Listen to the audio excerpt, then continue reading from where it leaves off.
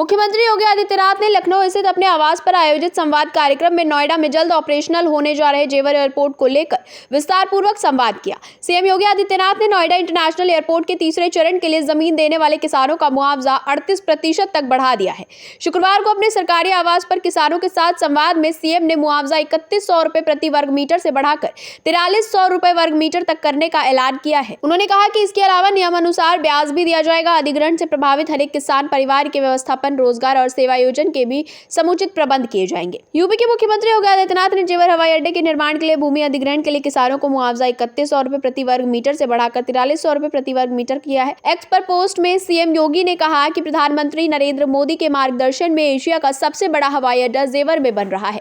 इस विकास का श्रेय किसानों को जाता है। नोएडा इंटरनेशनल एयरपोर्ट जेवर के लिए तीसरे चरण के लिए भूमि अधिग्रहण के लिए देय मुआवजा 3100 रुपए वर्ग मीटर से बढ़ाकर 4300 रुपए वर्ग मीटर कर दिया गया है। सभी किसान भाइयों को हार्दिक बधाई और प्रणाम। नोएडा के जेवर में बन रहे इंटरनेशनल एयरपोर्ट के तीसरे चरण के लिए 1365 हेक्टेयर जमीन का अधिग्रहण किया गया। सीएम ने येटा के सीईओ अरुणवीर सिंह से किसानों के सामने ही भूमि अधिग्रहण और प्रभावित किसान परिवार के व्यवस्थापन के बारे में पूछा।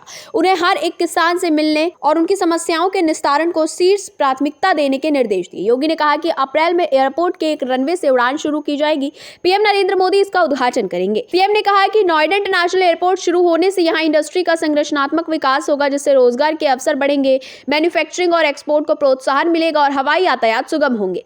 इससे पर्यटन में भी उल्लेखनीय वृद्धि होगी। जो जेवर अब तक अंधेरे में डूबा हुआ था, उसके वैश्विक पटल पर चमकने का समय है।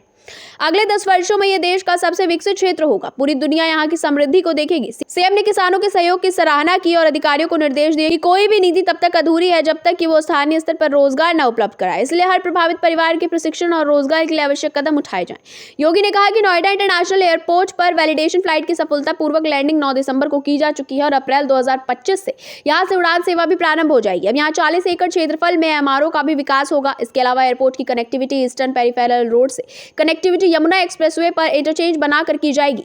Delhi Varanasi high speed rail से भी टर्मिनल के पास स्टेशन बनाकर जोड़ा जाना है। इससे दिल्ली से नोएडा एयरपोर्ट की दूरी मात्र 21 मिनट में तय होगी। योगी के फैसले से खुश किसानों ने जय श्री राम के नारे लगाए। सीएम ने उनके रुकने घूमने के इंतजाम के बारे में नोएडा के विधायक धीरेन्द्र सिंह से जानकारी ली। किसानों ने अयोध्या में श्री राम लला के दर्शन की इच्छा व्यक्त की। सीएम ने इसकी व्यवस्था करने के भी निर्देश दिए।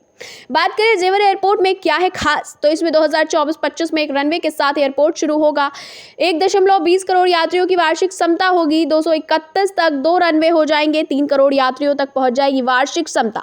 1365 हेक्टेयर जमीन का अधिग्रहण तीसरे चरण के लिए पूरा हो चुका है। 3 रनवे से 25.5 करोड़ यात्रियों की इसमें क्षमता होगी। 5 रनवे तक कुल विस्तार होगा, जिसके चलते 2035 हेक्टेयर जमीन और अधिग्रहित किए जाएंगे।